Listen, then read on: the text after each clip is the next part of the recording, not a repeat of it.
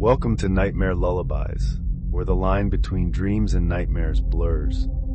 Here we share spine-tingling stories that blend the thrill of horror with the calm of sleep, perfect for those who love a little fright before drifting off. If you love horror that lingers in the shadows of your mind, don't forget to like this video and subscribe to the channel for more haunting bedtime stories. Hit the like button and subscribe if you're brave enough.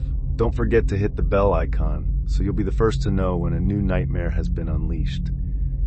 And before you let sleep take you, tell us where you're tuning in from in the comments below. We'd love to see how far our nightmares reach across the globe.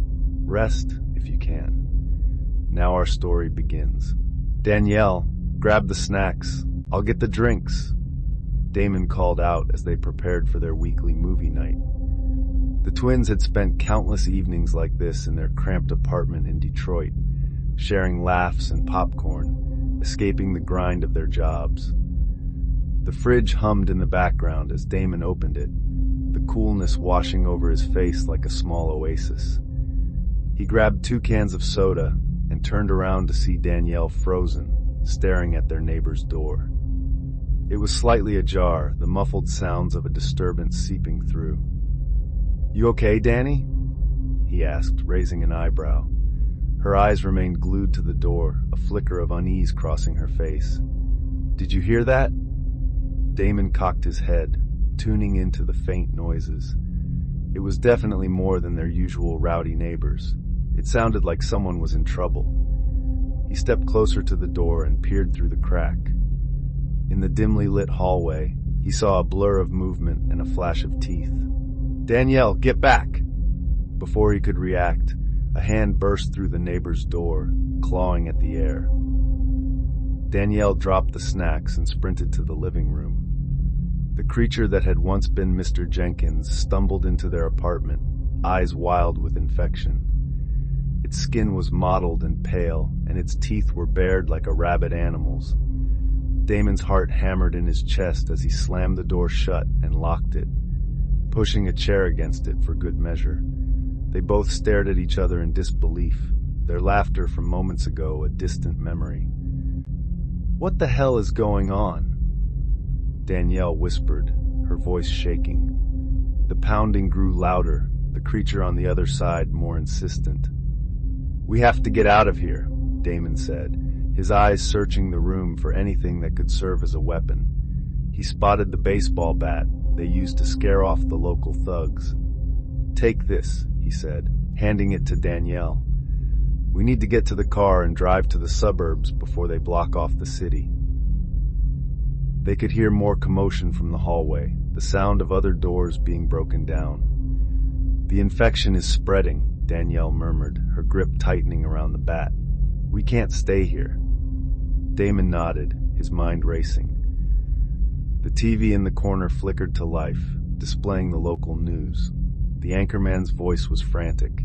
"We're receiving reports of unexplained violent behavior across the city.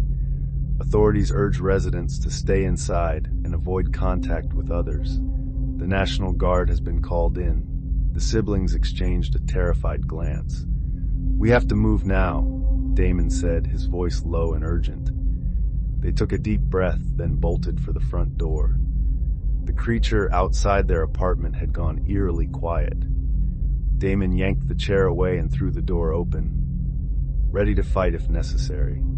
The hallway was empty, the smell of fear and sickness lingering in the stifling heat.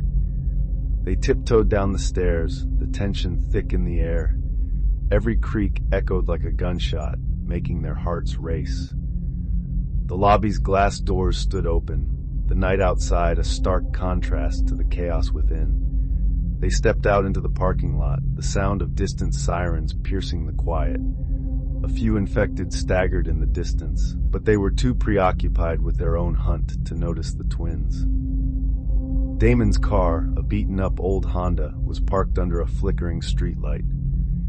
They sprinted towards it, the heat from the asphalt burning through their sneakers.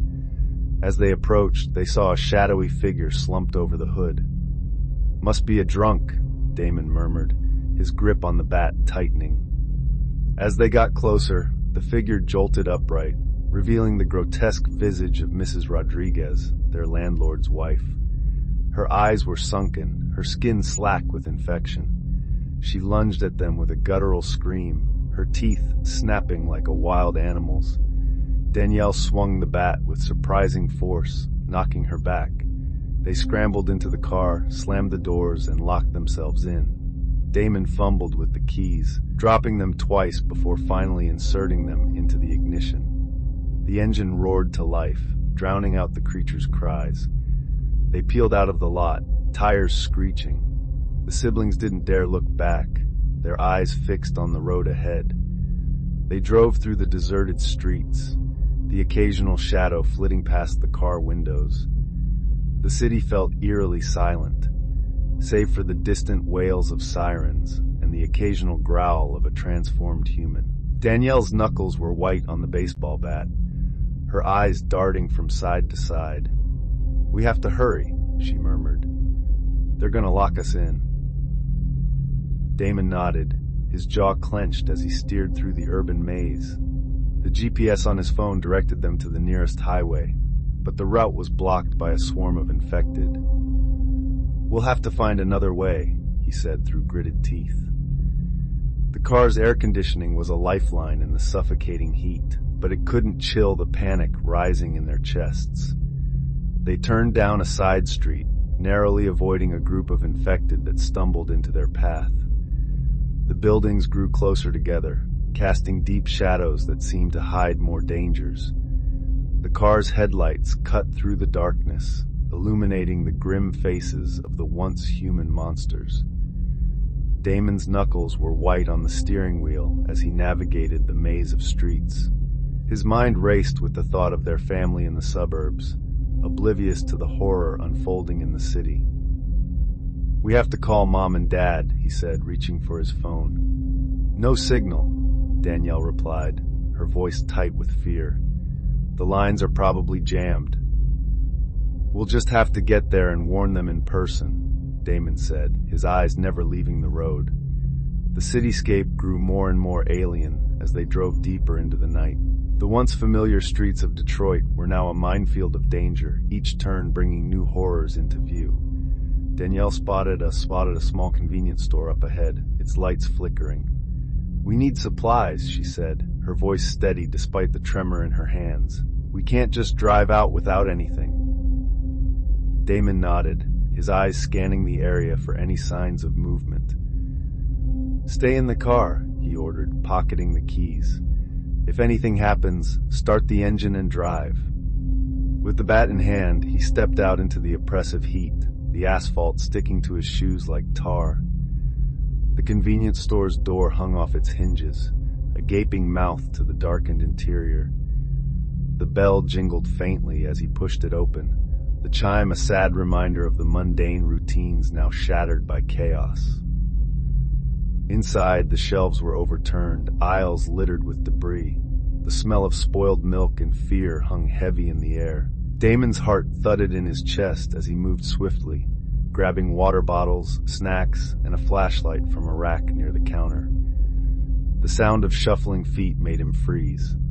A figure emerged from the back, a man he recognized as the cashier, now with the same feral gaze as the rest. The man lunged, but Damon was ready. He swung the bat with all his might, connecting with the side of the infected man's head. The sickening crunch echoed through the small store, and the man crumpled to the floor.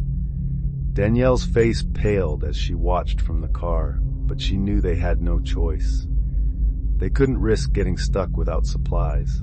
Damon dashed back to the car, tossing the supplies into the back seat. "Let's go," he shouted, jumping in and peeling out of the parking lot.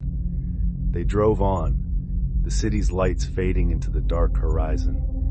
The radio crackled with static, the occasional burst of a newscast offering grim updates. The infection was spreading rapidly, and the National Guard had indeed set up blockades around the city. The siblings took a moment to catch their breath, the adrenaline slowly wearing off. "We need to find another way out," Danielle said, her eyes on the map spread out on her lap. "We can't go through the main routes." Damon nodded, his eyes on the road ahead. We'll take the back roads. It'll take longer, but it's safer. Their journey through the abandoned streets was fraught with tension. Every shadow, every sudden movement had them on edge. They saw more and more infected as they approached the city's outskirts, their numbers growing denser as the buildings grew taller. The air was thick with the scent of burning rubber and desperation. The car's fuel gauge was dangerously low, a constant reminder of the dwindling time they had before they'd be stranded. "We need to find gas," Danielle said, her voice tight with anxiety. Damon nodded, his eyes darting from side to side as they passed a deserted gas station. They ventured down a side street and found a smaller, less conspicuous gas station. The lights were out, but the pumps were still standing. They pulled in, the car's engine ticking as it cooled. "Stay here, keep the doors locked," Damon instructed, grabbing the bat. He stepped out into the quiet, the hum of the car's engine the only sound in the night.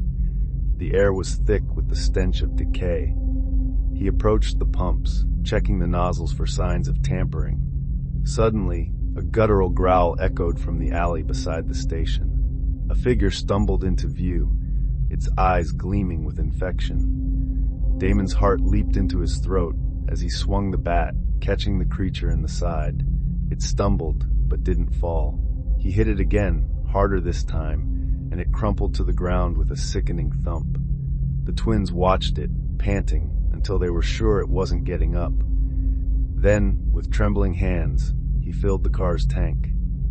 They were about to leave when they heard a soft whimper coming from the gas station's office.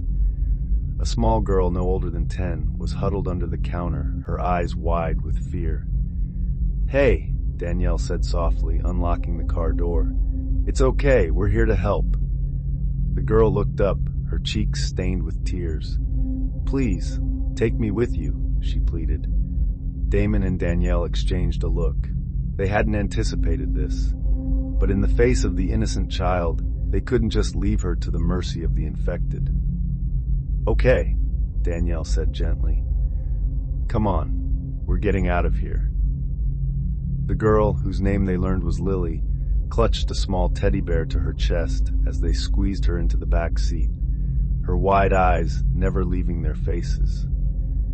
They sped away from the gas station, the tires squealing as they turned onto the main road, their path now illuminated by the flickering flames of burning cars in the distance. "We can't take the highway," Damon said, his voice tight. "It's swarming with them." Danielle nodded, her eyes glued to the road ahead. They had been driving for hours, weaving through the outskirts of Detroit, trying to avoid the main roads. The car's headlights pierced the darkness, revealing the occasional twitch of an infected figure in the shadows. The silence in the car was suffocating, punctuated only by the soft whimpers of the frightened girl in the back. As they approached a small bridge, they saw a roadblock. The National Guard had arrived earlier than they expected. "Damn it," Damon swore under his breath, slamming the steering wheel. "We have to find another way." Danielle's eyes searched the map in the flickering light from the dashboard. "There's a back road," she said, her voice shaking. "It's not much, but it might get us around." Damon nodded, his grip tightening on the steering wheel. They turned down the narrow road, the car's headlights cutting through the inky darkness. The silence was unnerving, broken only by the crunch of gravel beneath the tires.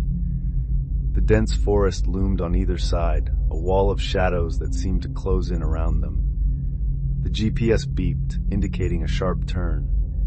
As the car swung around, a figure stumbled into the beam of light, its arms outstretched. Danielle screamed, but Damon's reflexes took over. He swerved, narrowly missing the infected man, who stumbled and fell into the ditch. The car skidded to a stop, the siblings' hearts racing. "What do we do?" Danielle whispered, her eyes wide with fear.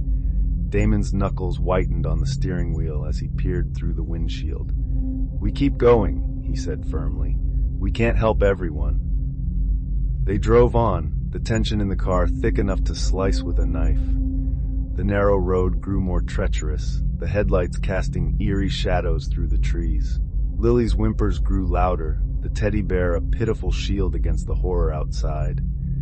Danielle reached back to comfort her, her hand shaking slightly. "It's okay," she murmured. "We're gonna get you somewhere safe." The GPS squawked again, the robotic voice a stark contrast to the silence that had settled over them. "In 200 feet, turn left," it instructed.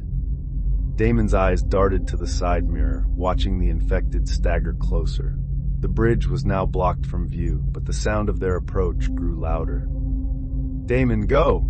Danielle urged, her voice tight with fear. He floored the gas pedal, the car lurching forward. The headlights bobbed up and down as the Honda's suspension took the brunt of the uneven road. The bridge grew closer, the shadows of the infected gaining on them. Danielle glanced at the gas gauge. It hovered just above empty. "We won't make it," she murmured. Damon's eyes never left the road, his jaw clenched. "We have to," he said through gritted teeth. The engine whined as they approached the bridge. The twins could see the silhouettes of the National Guard's vehicles in the distance, the headlights blinking like a macabre beacon of hope. The bridge creaked under the weight of the car as they crossed, the river below a silent witness to the chaos above. The sound of the infected grew fainter, but the danger was far from over. They had no idea what awaited them on the other side of the city limits. The GPS directed them through a series of sharp turns, the car's tires screeching in protest as they weaved through the dark, desolate landscape. As they approached the first checkpoint, the headlights illuminated a grim scene. The National Guard had set up a perimeter, their faces a mix of fear and determination. They held their guns at the ready, their eyes scanning the horizon for any signs of the infected. Damon rolled down the window, his hands raised in a sign of peace. "We're not infected," he called out. "We have a little girl with us." The soldiers approached cautiously, their faces obscured by helmets and gas masks. One shone a light into the car, the beam dancing over Danielle's terrified expression and the trembling form of Lily in the back seat. After a tense moment, the leader nodded. "Follow the convoy," he barked. "We're evacuating the last few to the safe zone." The siblings' relief was palpable as they fell in line behind the military vehicles, the headlights painting the road in a conga line of light and shadow.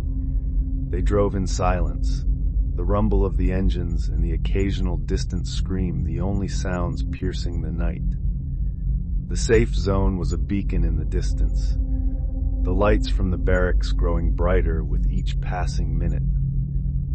As they neared the checkpoint, Danielle turned to look at Lily, her eyes reflecting the glow of the dashboard. "You're gonna be okay," she whispered, trying to sound more confident than she felt. The girl's eyes searched hers, desperate for reassurance. "We're almost there." The convoy of military vehicles grew closer to the safe zone, their headlights cutting through the inky blackness like a knife through butter. The twins could see the barbed wire fences and armed guards waiting for them, a stark contrast to the quiet suburban streets they knew.